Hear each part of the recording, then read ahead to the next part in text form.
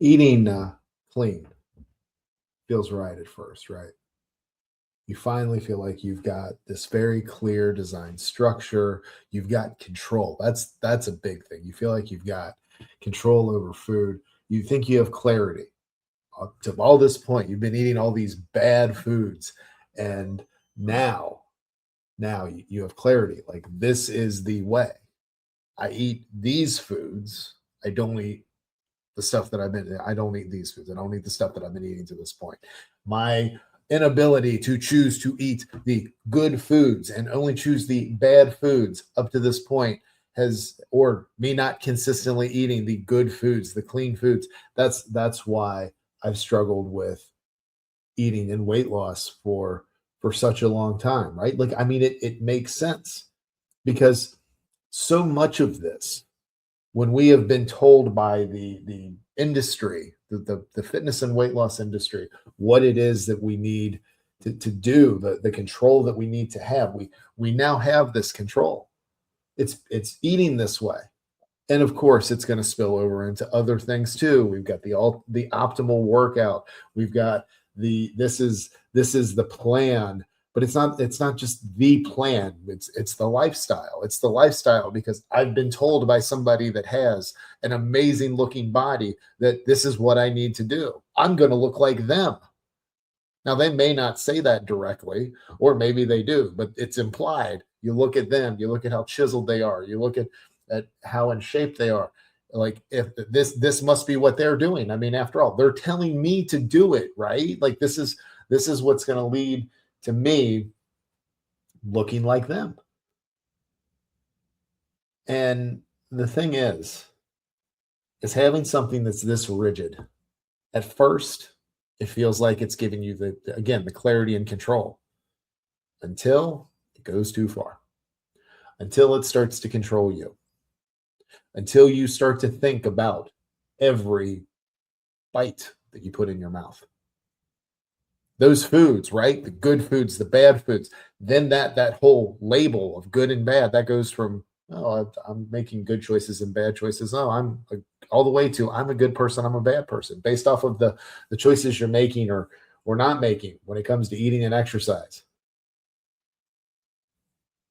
Because labeling your food clean or optimal or whatever, or clean and dirty, optimal and non-optimal, I guess. I don't know. Is it does become a label that you end up putting towards yourself. And not only that, you'll look at other people and the way that they eat at first when you feel like you're in control of this. You're so enlightened. You look at how other people, how could they eat that? You were eating it for that way for a long time, right?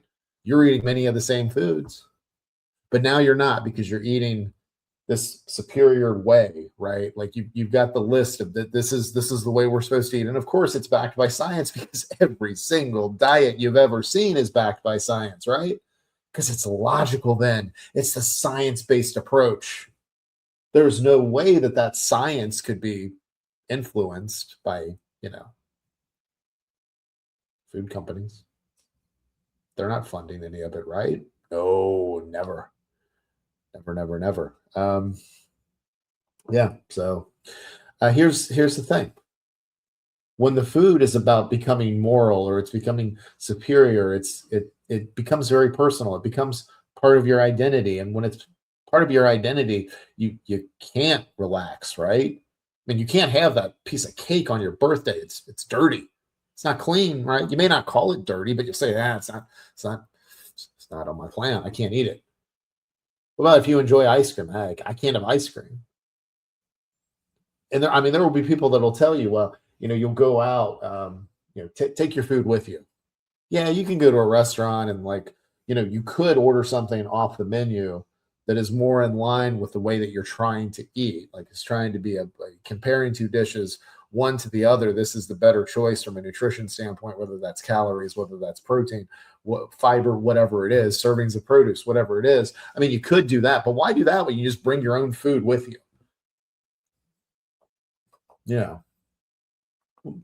Because is it sustainable? Do you want to go out every time you go out, whether you go to somebody's house where they're hosting or place that you go to dinner? or go out to dinner, go out to lunch, go out to brunch, whatever. You want to bring your own meals? You want to do that for the rest of your life? I mean, if you want to, you totally could, but you'll have people tell you that this is what you need to do. And they won't tell you necessarily that you got to do it for the rest of your life, but they'll tell you like this is how you get the results.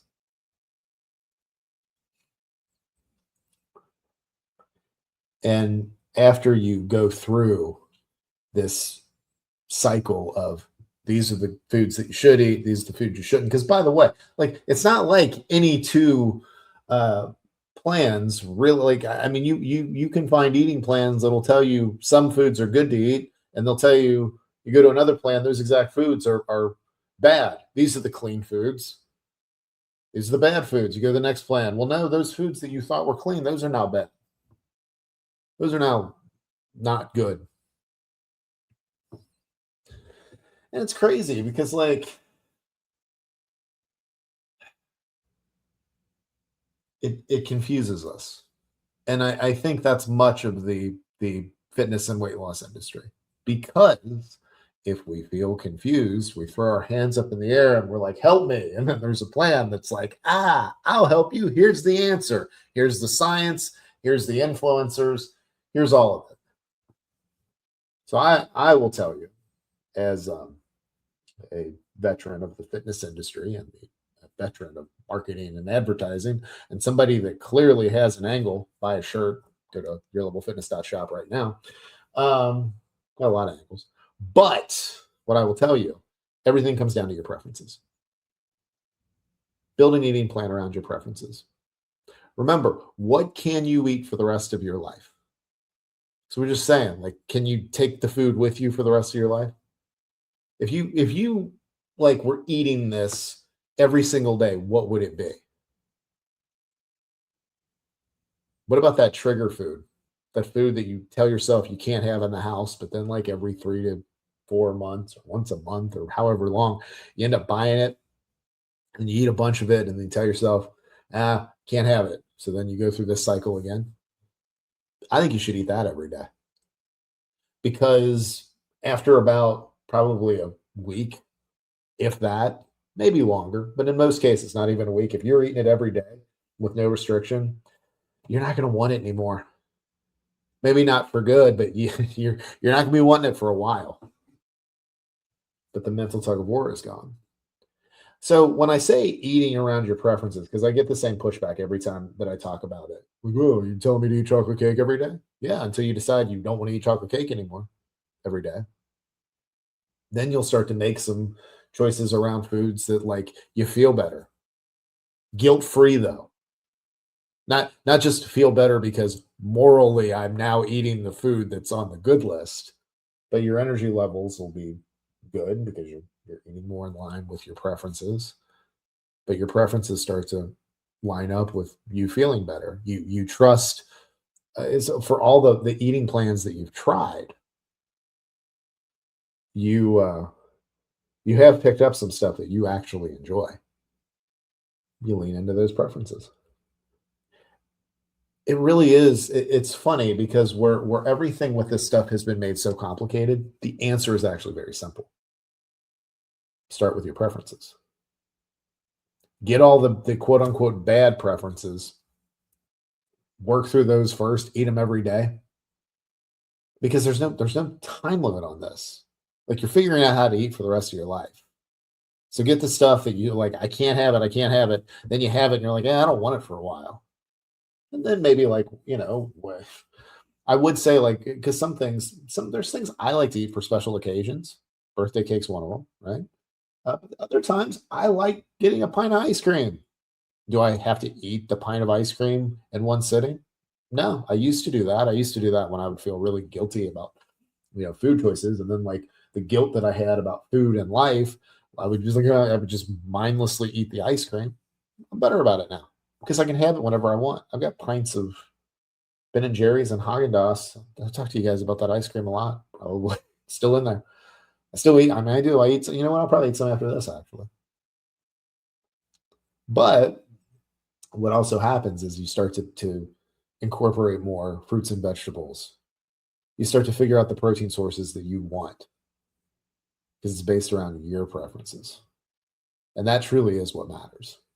Because if you start with your preferences, and your preferences may change over time, it probably will, because I'll tell you what, when you're eating around your preferences and you remove the guilt from making food choices, you get curious. You want to try different things. You want to try to prepare, you want to try new foods, you want to try preparing things a different way. And cooking does go along. Like being able to prepare your food does go a long way because you're controlling ingredients, you're controlling portions. Again, control like you are responsible for this stuff. But it's not it's about not having this like tense tight control. It's like, yeah, I got this. Right?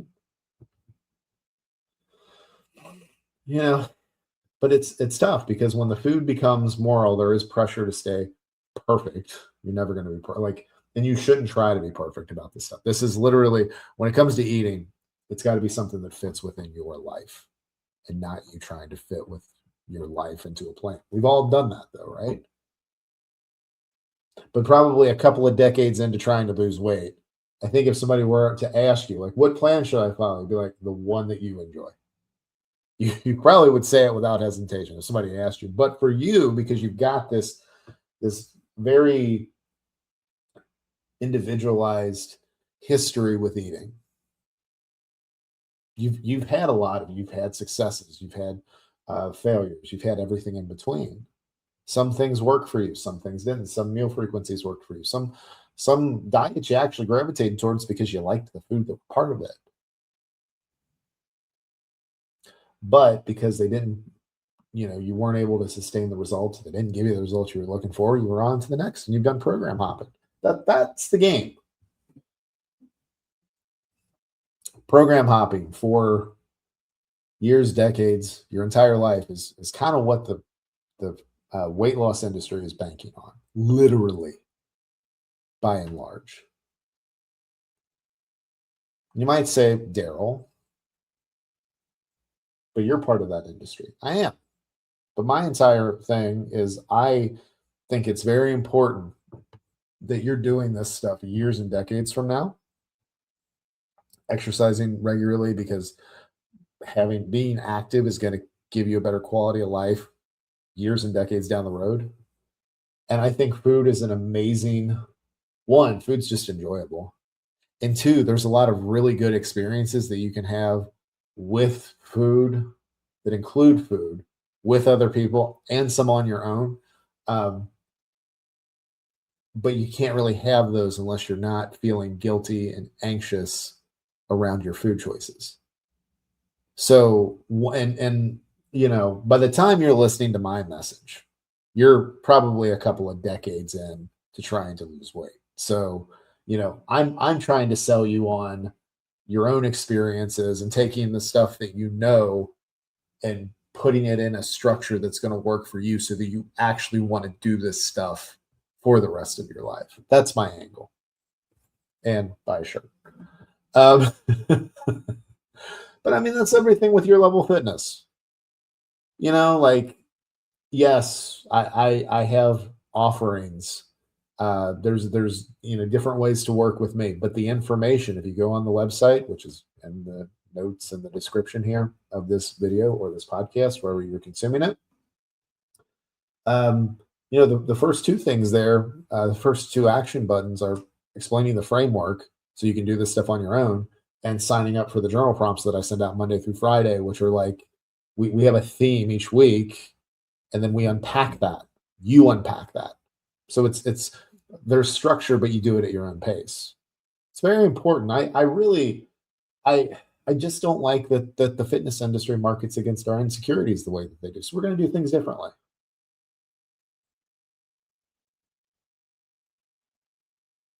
Because you never wanted to be in the cycle of going up and down with weight decades in, did you?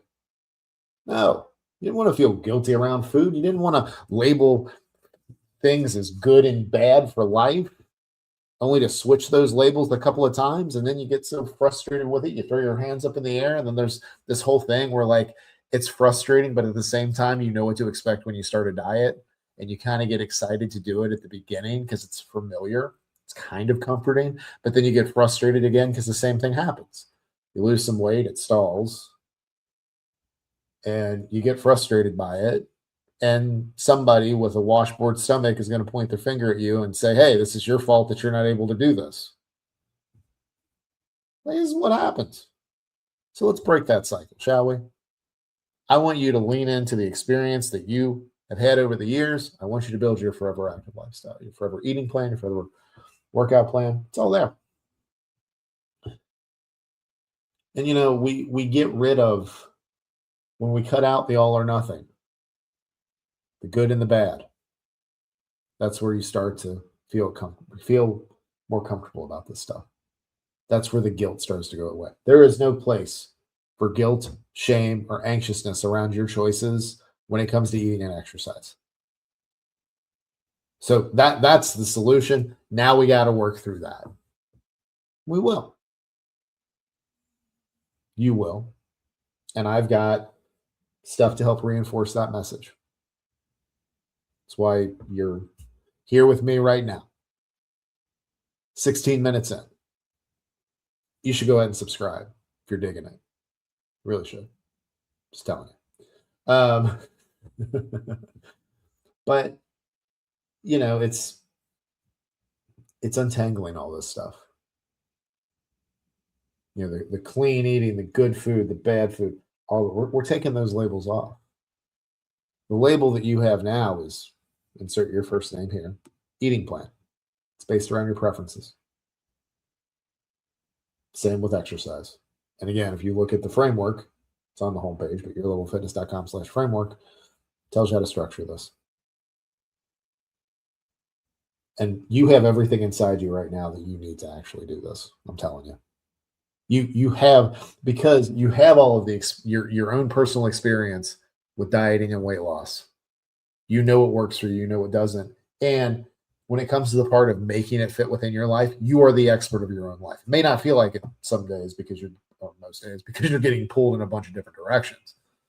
But you are, like, you're the expert. And I know for anybody that's like, well, I'm not good at this because clearly I'm still trying to lose weight. Well, you were playing a game before that it was designed for you to not know the rules and for you to constantly feel this way. Good news. Now you're playing the game where you're writing the rules. I've got the structure for you to kind of look at and build within, but it's a choose your own adventure. Build your own adventure. Build your own eating plan. Build your own workout plan. It's going to evolve over time, just like you do. But things are going to change for you. There's going to be no anxiousness, no anxiety around anxiousness, no guilt, no shame around food and exercise choices, because you're going to make the decision to do things differently, and then you're going to reinforce that belief each and every day. And I got you on that. I got you.